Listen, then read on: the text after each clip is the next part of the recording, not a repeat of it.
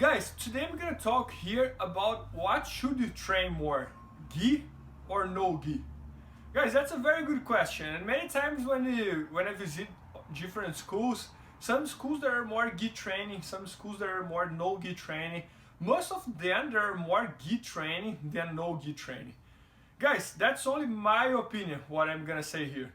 In my opinion, you should focus a little more if you can on gi than no gi. I'm gonna explain you why.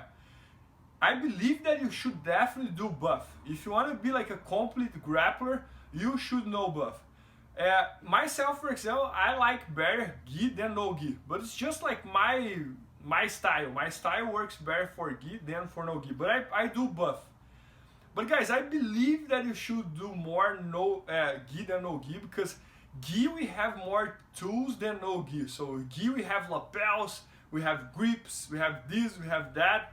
And guys, if we see the results about every tournament, gi tournaments and about no gi tournaments, for example, in my opinion, the ADCC is the most important no gi tournament, right?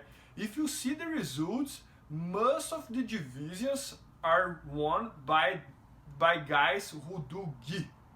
And if you see the gi tournaments, all the divisions are, who wins is the guys who does gi. So what I mean is like, should be different, right? I mean like, if you see a no gi tournament, who wins should be guys who does only no gi, right? But it's not. Most of the divisions in the ADCC, for example, who wins are the guys who does the gi and do no gi. Of course we have like some guys who does only no gi and end up winning the ADCC as well, but most of the times who wins the ADCC are the gi guys. And in the gi tournament, I think there was never happened that one no gi guy, one guy who does only no gi won one gi tournament.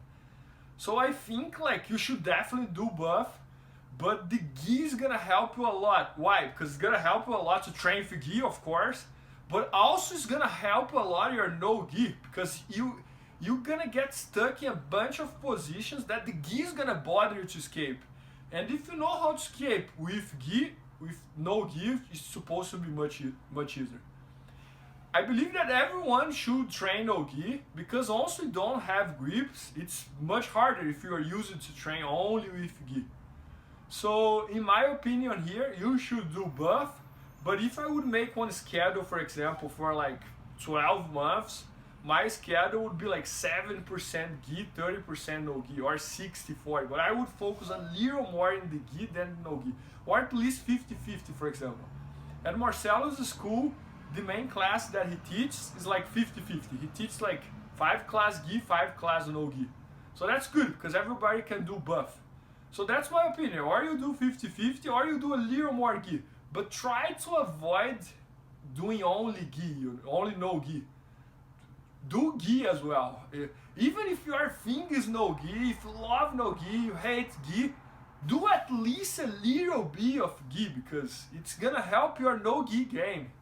So that's my opinion, and it's my opinion, but I'm pretty much basing my opinion in the numbers. So I mean like the results of the ADCC, the results of the words with gi, and that was my conclusion. So I hope this tip help you guys. If you are only gi guys, start doing no gi as well, and if you are only no gi, definitely start doing gi as well. So that's my tip. Os.